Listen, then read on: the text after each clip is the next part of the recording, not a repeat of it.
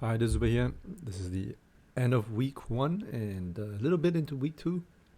I just want to do this last video because basically this will cover everything you need to know about the build and how it's doing so far and what I expect it to do and its scaling. So right now, if you look at it, I'm currently level 98 and I'm really tanky. So if you look at the other miners for this build, they're either probably leveled in 5 ways or they're struggling at 94, 95. This particular setup for a Wrathfist miner is extremely tanky. It is actually surprisingly tanky to the point where I'm actually doing like Delve 300 depths and I have no problems with it. I actually did that to level. Yeah, but that being said, there is a bit of playstyle you need to get used to, because if you don't, you will die. And that is to disengage and know when to like back off in a fight.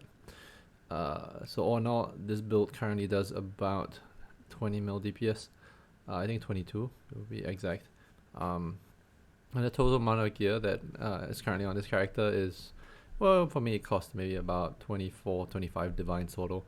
The EHP on this is like about 100,000, so that's pretty decent for a character that doesn't have determination or molten shell, and only about maybe slightly below 20k evasion. Let me just do a quick showcase and then I'll briefly talk about all the scaling mechanics on this build and what makes it like tick. Ideally I want to like, okay, yeah, I get it. I don't actually have what's it called, any boss invites, because I've just been mapping all this time, but I'll pretty much start to do them because I still have Welder I haven't done yet, and I have like a couple of pinnacle content I have not completed. So if you look at this, I have stuff that hasn't been unlocked, like Cortex and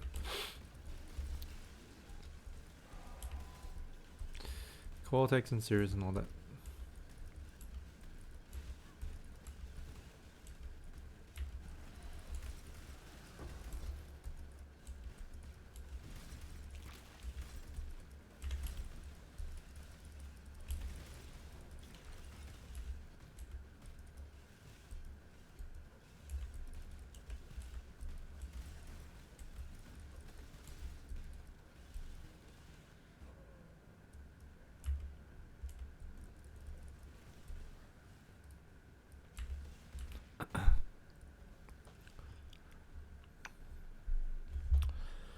$24 divines includes most of the major purchases here. Wrathfist is like almost 1 div right now. Bottle Faith you can get for 2 divs minimum for a pretty average roll. Divination Distillate really depends on the Divination Distillate really depends on the stats you want to roll with it. Mine's near perfect, so it's gonna cost more, but I did snipe it cheap at the start of the league. I bought it for like 15 chaos. No, was it 15? No, it was less than that. I think like 2 chaos or some shit. No, I can't remember actually. I know it's less than 10 actually. So, but right now it's gonna be considerably more expensive as more people look up for these items. I mean, I didn't even cast my mark because it would take more time. Let's see if we can get another boss map with the reports, scouting reports.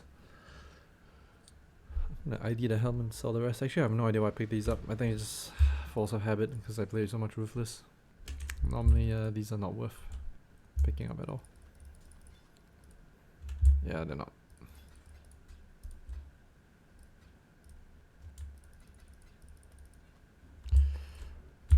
I also talk about a farming strategy that I employed to, oh nice, to make quite a bit of currency.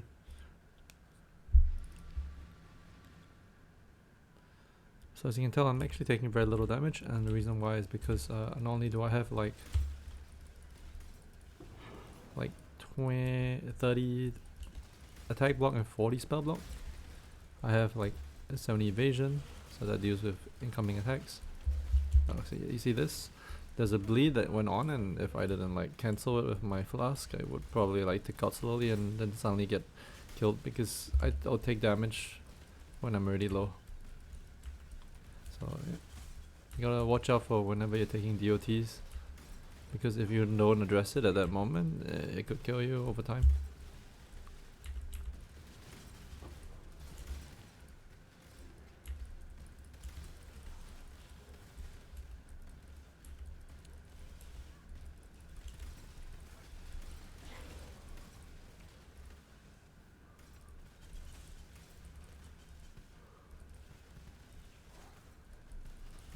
So annoying. You have to clear everything before you can start Crucible. They should really make it a little bit invulnerable. No. Should make it invulnerable before you charge things up. When you charge things up, because it's so annoying to disengage.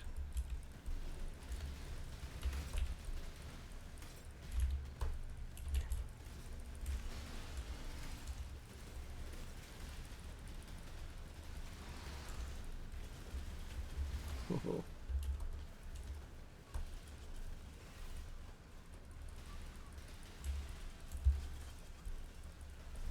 I normally wouldn't do that. I think it's too risky.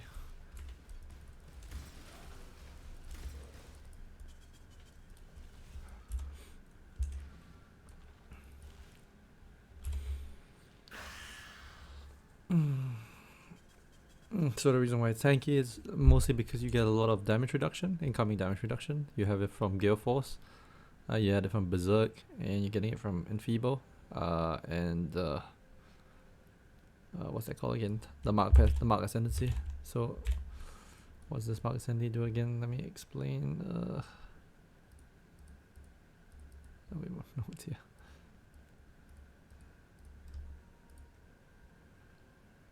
Less damage taken from other enemies near your marked enemy. So that is a bit of EHP. You're basically doing a lot of damage reduction on mobs to the point where you're taking very little incoming damage.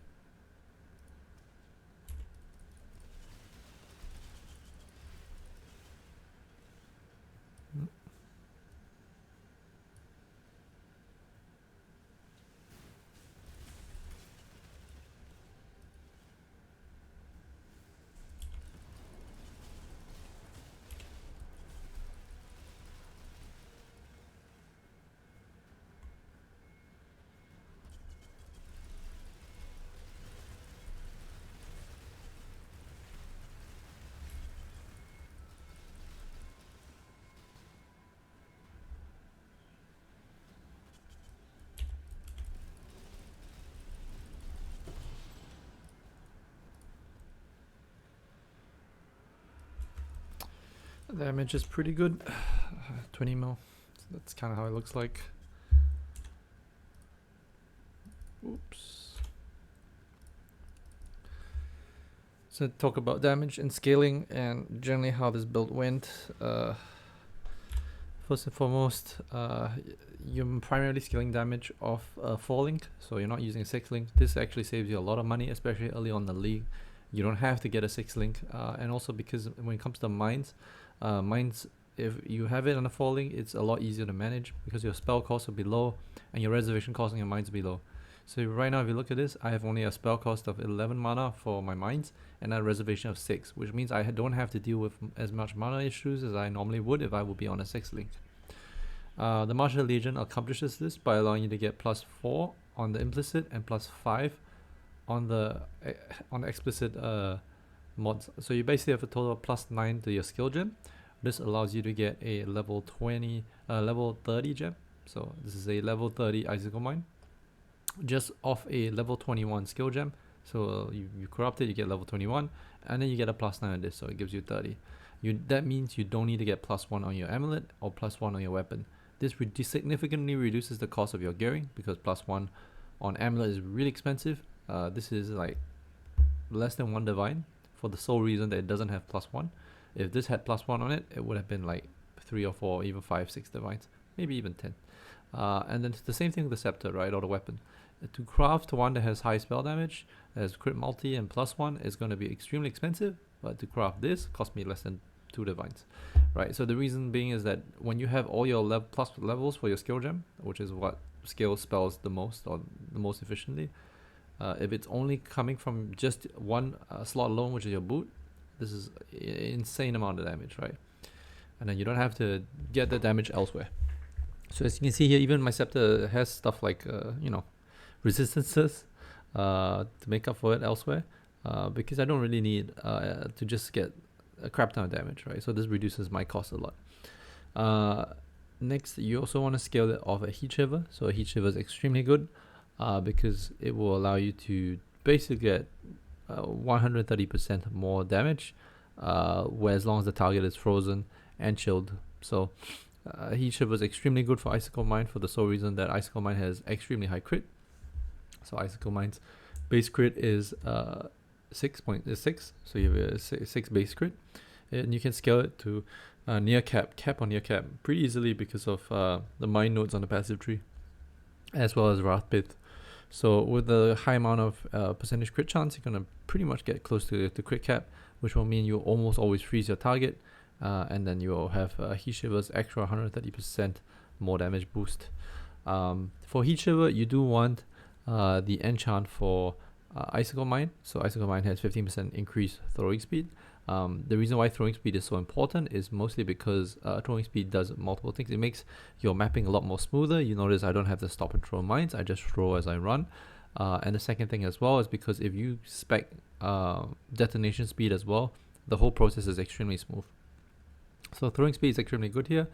You could also go for Berserk buff effect or Berserk reduced rage cost. That also helps with a bit of quality of life. But for me, ultimately, Icicle Mine is like the best because it gives you damage, it gives you mobility and speed. So yeah, when it comes to implicits on this, you can actually, if you can afford it, sure. I actually bought this for 3 divines. I'm pretty sure you can't get this for 3 divines.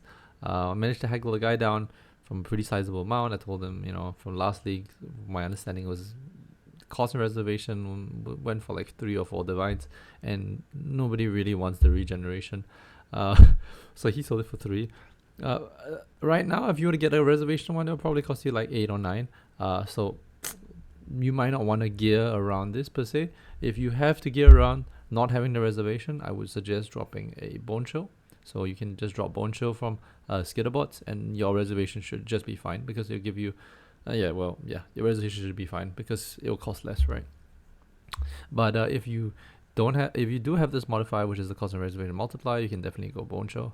The regenerate 2% of life per second is extremely good for us, or for me, because with Calm Spirit, all the regeneration that you're doing is getting converted to rage pretty much. So this gives you a pretty insane amount of rage as well. That means you're going to get rage uptime pretty easily. So to show you how fast my rage goes back up, let me just let my rage go 0, 1,000, 2,000, 3,000, 4,000, 5,000, 6,000. Actually, it can go up faster, my bad. So the reason being is I also have to detonate mines in order to get the rage regeneration up. I'm gonna let it tick down to 0, and then I'll start throwing some mines.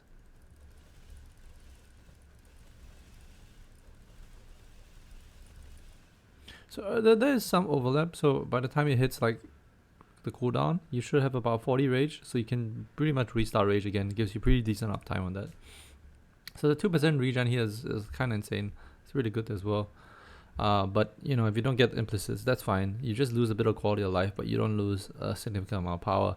So Heatshiver will probably, without the enchantment, with the enchantment, will probably be about 1 or 2 divs, 1 or 2 divines.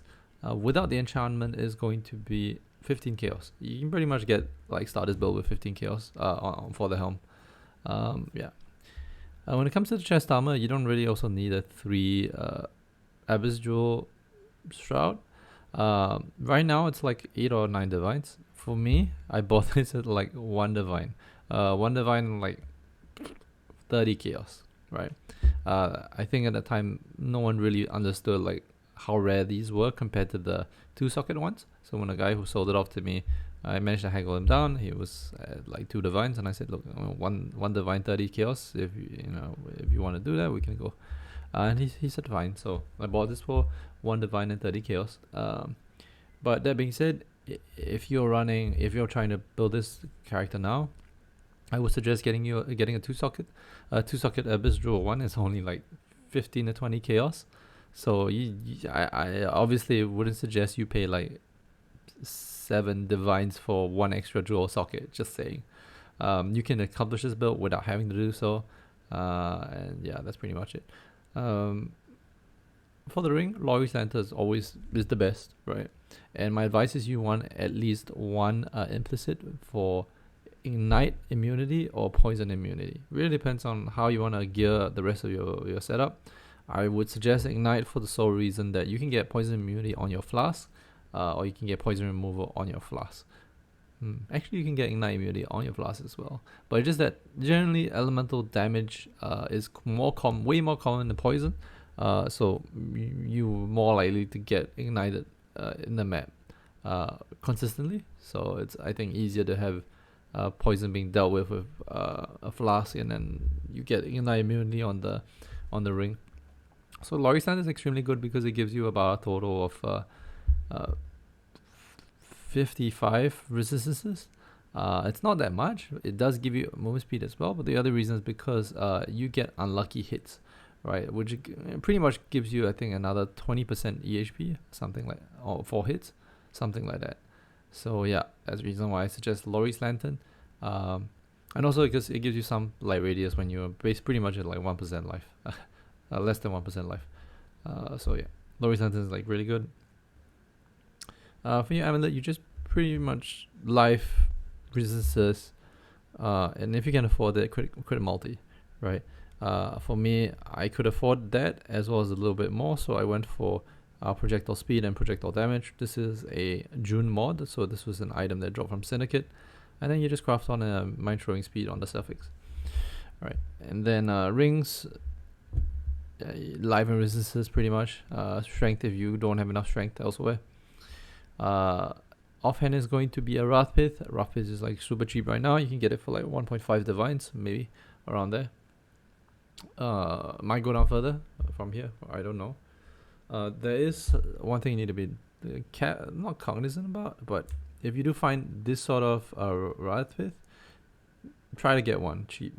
So regenerate 3% of life per second while on low life is pretty amazing for a Wrathpith Miner, because that 3% of life is going to get turned into rage, which is going to give you a berserk uptime, right?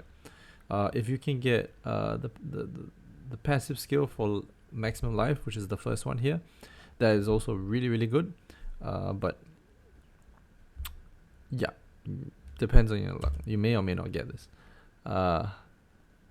And since I got this like about 4 divines. I'm not sure how much it costs. I think probably like right now you can snipe it off the market for maybe 3 divines to 4 divines, depends.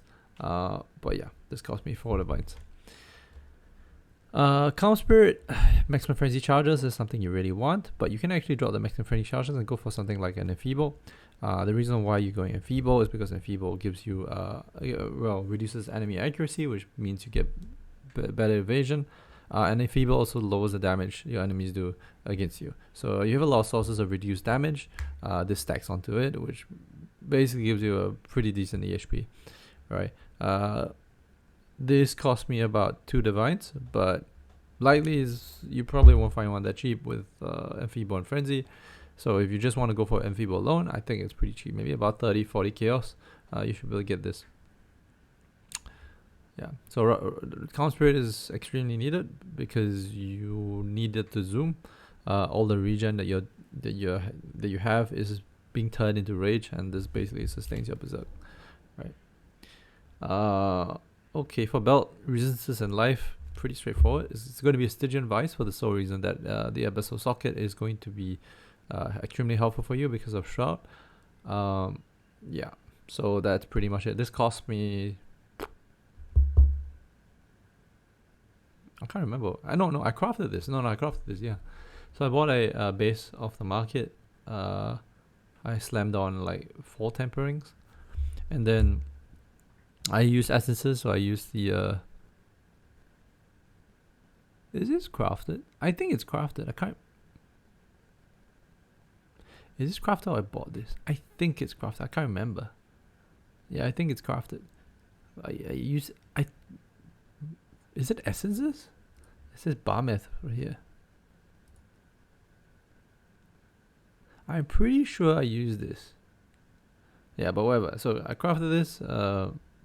Got T2 fire res, and prefix T3. That was more than enough for me, so I just kept it as it is, and then just crafted on the suffix resistors. This cost me maybe about 1 div total, because essences cost about slightly less than 1 div, and then I had to buy the base and then the temperings as well. So yeah, I bought this ring for like 80C, but I think that was really cheap. Likely to get a similar ring, I would suggest not have. You don't really have to get a vermilion. Maybe get something like amethyst, probably a lot cheaper. But you should spend like maybe 50C or less for this.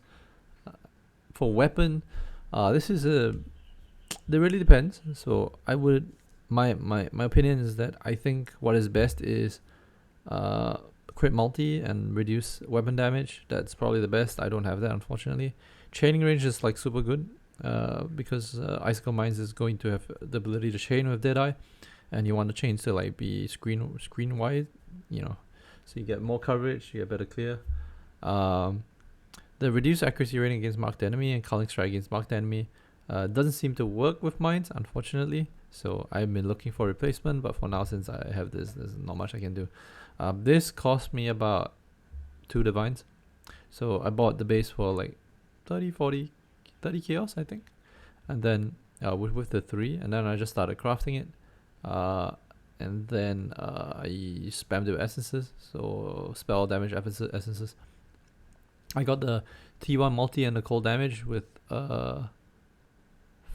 cold spells, and then I and some nonsense. I think I annulled it off. So I annulled it off to get space. I annulled 2 mods off to get space on the prefix and the suffix. And then I exalted slam, got the spell damage maximum mana, and I also got the I crafted the mind throwing speed, and then I exalt slam this. Alright, so generally when it comes to the weapon, I would suggest getting one with a high attack speed, just because if you have a high attack speed, you can use leaf slam with it, which gives you quite a bit of mobility. Do take note that Berserk gives you attack speed, right? So, and then, you know, Deadeye gives you like action speed. So your leap slam is going to be pretty fast and smooth to give you the mobility you need to like move around from on the screen, right? So that being said, I think you can probably get somewhat similar one for like 2 divines. You can skip on some things. Oh yeah, the boot. So the boot was, I think, it cost, okay, I bought this sheet. It was 1 divine for the base, 1 divine for the enchantment, and then the red, like maybe less than 30C for the sockets. But likely if you were to buy this with similar mods, right, you only need the implicits you need are like AoE or a Trapper Mine projectile or +1 all. But with +1 all, you only have like maximum +8, so this will be level 29 gem, unfortunately. But still, it's really cheap. Like you can get +1 all and +2 of anything of the others for maybe like 30C, right? So you lose 10% damage, but it's like way cheaper. But in this case, you want the enchantment as well, the Ellie Pen, so get a lab runner, do it for you. It's 1 divine with a lab runner, and yeah. So why Abyss Jewels? So Abyss Jewels are crucial because you can get, okay, so if you look at Shard of Lightness, you get 4% penetrate, 4% elemental resistance per Abyss Jewel affecting you. You can also get 2% Ellie Pen on each Abyss Jewel, so damage penetrates 2% elemental resistance. If you haven't killed recently, you don't count as killing. You don't count as the individual that kills mobs because of the mines. The mines are the ones killing stuff, so you always have this pen up, right? So this means you have 6 pen per Abyss Jewel slotted in, and then you have 3% maximum life and mana. The 3% maximum mana is really good as well because you're a miner, so max mana is cool. And then 3% maximum life and 30 life together means that even though you're Deadeye and you don't really have a lot of sources of life on your 3, you can still hit about almost 7k life, right? I've stacked I think about 9 Abyss Jewels here, but if you're gonna get a cheap Shroud, it's going to be at 8 at most, I think. So I've seen some players use a Darkness Enthroned. I wouldn't suggest it because that costs too much resistances. But if you are going, I mean, if you want to do that and get more damage, sure. But I really think like a normal Stygian Vice with a lot of resistances is going to be better. So yeah, why is penetration so important for this build? So I'm going to show you. I have about, wait, so, oh yeah, because it's not mine. Wait, hold up. So I have about 74 pen, and this is crazy because 74 pen is like an Omni character at this point, right? Only Omniscience really get pen to this sort of levels. And you're pretty much getting Omniscience level pen without having to commit to attributes and without having to like, you know, do a lot of janky shit, right? So you're getting 74 pen resist from 10 from your boot, 10 from the 3 over here, and about 54 from your Abyss Jewels, right? Why is pen so important? If you notice, even though I have Whispers of Doom, I'm not using Elemental Weakness, I'm not using Exposure, you know, I'm not using all that jazz. And the reason being is that if I were to add Elemental Weakness here, it will only give me 10% more damage, as opposed to, let's say, a normal build, which will give him 30 or 40% more damage. And the reason for it is simple. This one particular mastery is amazing. It's insane, right? So hits have a 25% chance to treat elemental enemy monster elemental resistance values as inverted, right? What does it mean? So if the monster has like 75 resistances, 25% of the time is going to treat it as a minus 75.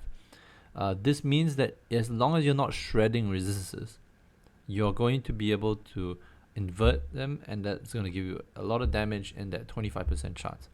Okay, so how does that work with pen? Right, so pen comes after this inversion, right? If you were to shred resistances, it comes before the inversion. So if you were to use Elemental Weakness to cut resistances like from 70 to 40 to 20, that means you're only inverting the 20. So you do a lot of damage on that when the mob has minus 50, so it's going to be 20 resistances, and then you do slightly more damage by inverting it to minus 20. Pen works very differently from that. So if I have pen penetration of 74%, that means normally the mob has 75% resistances. Minus 74, it's going to have 1 resistance. And then when I inversion means that it goes from 75 resistance to minus 75, and then you slap on the 74% pen. So this 25% of the time, the damage I do is treating monster resistances as what was it? 74 was it? About 100 minus 150% resistance. That is pretty insane, right? And yeah, as you can understand, like this is like for the level of investment you put into this, all you needed was Shroud of the Lightless with lots of Abyss Jewels and this particular node, right? This particular node, this mastery, and you just basically have to, you can deal with the like monster pen, you know, all the arch nemesis like high resistance shit. You can deal with it just through this method. And it's relatively low cost. All right, so let's go into the passive tree, so it's gonna be more clear. As you can observe, I'm trying to path around to get a lot of life nodes and I get a lot of sockets for the Abyss Jewels. So you're starting up from Deadeye. You want to rush here up here as soon as possible when you start, because you want to get all of these mine nodes. This allows you to start Icicle Mine early. The mine nodes are here, so this is a mine cluster, and then you pop up here and you get this mine cluster, and then you pop up here and get this mine cluster. You only unspec out of this mine cluster when you get a small thread of hope, because a small thread of hope is extremely efficient and allows you to get Whispers of Doom, Expiation Explosives, 30% multi, and Winter's Embrace, which is 60% increased freeze duration, which is insane. That 30% increased damage, if you shatter it, doesn't really matter because you're not the one shattering. So, but you just want this for the freeze duration to help your Heatshiver. Okay, so you path up here, you get all these nodes. You see you get the life nodes here, and you get the suppression nodes. You notice as well, I'm not suppression capped. I actually have about 81% suppression. I'm missing like 19, but with this one node of chance to suppress spell damage is lucky, you pretty much get like 15 to 16% suppression of this particular node, because it gives you close to 95 to 96. What was it, 98? I can't remember. Effective spell suppression, right? So this is like super good. You don't have capped, unfortunately, but on that off chance where you do take full suppression damage, I think your HP pool is enough to deal with it, right? And the damage reduction from all your abilities is enough to deal with it. All right, so you path here, you're getting the crit mine nodes, and then you go here, and then you path down here instead of pathing these two. And the reason why you're pathing down here is because percentage damage is not going to matter so much when you have Wrath Pith giving you like 300% added damage, increased damage. So pathing is not ideal, but also because mine detonation speed is insane quality of life for a Deadeye. You're going to be throwing mines faster than they detonate just because of how much action speed and throw speed you're going to get, and then swift assembly as well. So the detonation speed is extremely important. I think personal preference, I would go for this. For the mastery, you're going to go for 2% reduced damage reduction dealt to enemies near it. As I stated before, all the damage reduction is coming back to keep you alive, right? So this is like super good. 10% less reduced damage taken. Reduced damage taken because the enemies do 10% less damage is like really good. So you path here, you get the fire and cold elemental masteries. Neither and chill by you unfortunately does not affect, I think, because you don't count as the one that is applying the ignite or chill. But at the same time, it doesn't really matter because of the inversion, right? So that's cool. You can path down here, you get Leaf Shade because Leaf Shade is less damage taken, right? Less damage. So for the DOTs especially, which I explained is very dangerous for you. This helps you to give you the time to react to dots, and then you should be able to cancel it out some way or another. Down here is the crit mine nodes.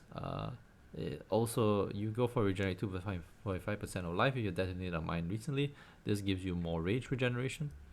So the nodes here as well for crit chance and crit multi. You want the pain attunement. This is only when you get the Wrath Pith and the dissolution, and you get the socket here. This is one of the only 2 sockets out of 11 where it is not a Abyss Jewel. So in this case, you're using the Dissolution of Flesh Jewel, 30% more maximum life, and works with Wrath Pith, right? You're getting the life nodes here because it's just for pathing. You get the charisma nodes here, so reservation is pretty cool. This is nice. Ballistics is nice for projectile speed, helps you clear. Life here and stun, chance to avoid being stunned. This is actually a useless node. I mean 20 dex is not bad, but it's mostly a useless node. You're pathing here to get suppression, movement speed, and then have the opportunity to get to here, which is also life and suppression, and then the socket here for Abyss Jewel and the maximum frenzy charges, and then the huge life wheel here, as well as this one. So this gives you a cold damage, chance to freeze, and effect of claw ailments. Mostly you're getting this. Enemies permanently take 5% increased damage for each second they've been frozen by you, up to a maximum of 50%. Actually, frozen by me. I've got to probably test this out. I might not be the one freezing. So if this doesn't work out, maybe I'll just remove from this and spec somewhere else. Probably the crit multi actually. Crit chance and crit multi here, but we'll see. This is a interesting thing to test. Anyway, move here. We're going for profane. Okay, we move here. We get the extra Abyss Jewel. Go here, get reflexes. This is suppression as well and evasion rating. Mage Bane is for suppression. You're getting the life flask here, as well as some flask gain 1 charge every 3 seconds. You're pathing here to get more Abyss Jewels. Path here to get Abyss Jewels. You're going here to get the 12% mana reservation efficiency skill mastery, and then the mana nodes here, get more sockets here, and then get the life nodes here. Yeah, I'm sorry, this video is like super long. To get into detail about everything is a bit of a pain, but hope this helps you out if you're playing this build. I know this build isn't really being played per se. There is the guy who was super geared I think he couldn't find a way to make himself tanky, and he stopped at 94 and sold off his gear. Which is unfortunate. The build can get quite tanky, he just probably doesn't know how to gear the character. Yeah. So all in all, build's really good. I'm planning to go to do Uber Elder, all the challenges with this character. I don't think I need to create a new character to do the challenges. Maybe the Uber ones are going to be like... Yeah, so these are the Uber ones, right? Maybe the Uber ones are going to be a bit difficult to clear, but I assume that it shouldn't really be an issue if I play properly. Yeah. What else is there? Oh yeah, I'm going to talk about a bit of the money making strategy that I've been employing that has given me a pretty decent amount of profit. So you notice a lot of these items, and the reason being is item sells for 15 additional Awakened Sextants. Now let me explain. Awakened Sextants now sell for about 45 to 1 divine, maybe 50, right? 50 to 1 divine. If you do 3 of these, you pretty much get 1 divine, and you can do 3 of these every 9 maps. So it takes 3 maps to get the 15 sextants, and then you just repeat, right? So I've just been buying these out. Do you know how much they cost? People don't actually value them very much, or they tend to underprice them. So I've been buying them for like 5 to 8 chaos each. So with 5 to 8 chaos, I go in and do the a full charge crucible. In about 3 maps, I get this. I sell it off. I get 15 awakened sextants. I accumulate a large amount of sextants. I sell them off. Profit pretty much. Not a very complex strategy, and you can just pretty much incorporate just standard mapping. Right now I'm just running a standard mapping setup. I've unspec'd Elva because I'm too lazy to just go into Elva rooms and clear stuff. So right now, if you observe, I'm just going essences, strong boxes, and boss map drops with exile, right? And I'm just picking out all the bubblegum currency that just drops off the floor. I'm not specifically targeting anything, and still while doing this, considering I do like maybe 9 maps is about half an hour, I think. So you make 2 divines. You make 2 divines of sextants alone, the sextants farming alone, and then you make another like 2 divines or 3 divines of the rest of the mechanics, so like this one and boss map drops and all that. You just have to sell them off. I have like a crap ton of essences as well. Haven't really like started selling these, so yeah, just saying, good amount of money. You can also incorporate sulfite scarabs or beast scarabs. I think my friend is doing beast to add on to your income, and then you just go delve if you like it, or you just sell off beasts, like split beasts and all that. So yeah, that's pretty much the build. Oh, you enjoyed this? Oh yes, and one more thing. I usually level blood and sand because the level 7, so I just vow up all these ones to hit level 6. Goes for about 50 chaos. So that too, you can level them up pretty easily. I mean, I think you can probably level like 7s every 3 hours of play. I think 1 7 every 3 hours of play, continuous play. Yeah, so that's pretty good money as well. I hope you enjoyed this video. Oh yeah, let's talk about skills. I'm so sorry, I forgot. There's a lot of things to discuss, right? The build has a lot of things in it. Bear trap, more damage. Yeah, well, I don't know why I have this actually. So never mind. Decoy totem helps you to peel mobs off you. So remember I said when you are taking damage and you have suddenly seen like a crap ton of reservation, drop a totem and run. Right, this helps you to stay alive because they get aggro by the totem and gives you the 2 seconds to basically lose the reservations, right? And then that's how it keeps you alive. All right, then what else? Bone chill, unbound ailments, skitterboards, that's just more damage. Grace, that's for your survivability. Temper shields for your survivability as well. I probably want to upgrade this, but whatever. Sniper's mark. You can also run Assassin's Mark, really depends. I went Snipers because I wanted better clear, so I dropped Assassin's Marks for this. faster casting just will just get your marks out faster. Divergent frostblink or frostblink. You can also go flame dash. It really depends on what you want. Faster attacks with leap slam. I have a brutality here just because I want to do reflect maps. Unfortunately, temper shield does get in the way of that, so I'm thinking about a solution to this problem. Yeah, and then for your main skills, it's going to be swift assembly, trap and mine damage, charge mines, and icicle mine. Chest armor, just utility, so berserk, detonate mines, and enhance support. I really need a level 4 enhanced support, but I don't want to spend 2 divs on a gem. Yeah. All the Ibis jewels are just crit multi, life, and LE pen, hopefully with extra mods. So this one has an implicit for stun avoidance. I have close to, I think, 70 something stun avoidance, and then with Brian King it means that I don't really have a lot of stun. I'm not affected by stun as much, right? So yeah, this one has hinder, like whatever you can get on top of the multi, the life, and the LE pen, you know, it's cherry on top. So yeah. No, that's pretty much all there is to it. I hope you enjoyed this video. Oh yeah, sorry. One last thing. For the enchantment, Brink of Death, 4% of life per second while on low life is super good. Yeah. Alright, that's all there is to it. I'm going to start doing like pinnacle content and start doing challenges, and then close off the league maybe. See whether if I've got the gas in me for an extra build. I'm not too sure. I haven't really decided. I don't think I'll be playing extra build though, so we'll see. Currently at 12 challenges. Probably be able to get like complete them like the next week or so if I really focus on them. Yeah. Alright, see you guys. Peace. Sorry for the long video. And bye. Oh, Flask. Okay, Flask. I forgot.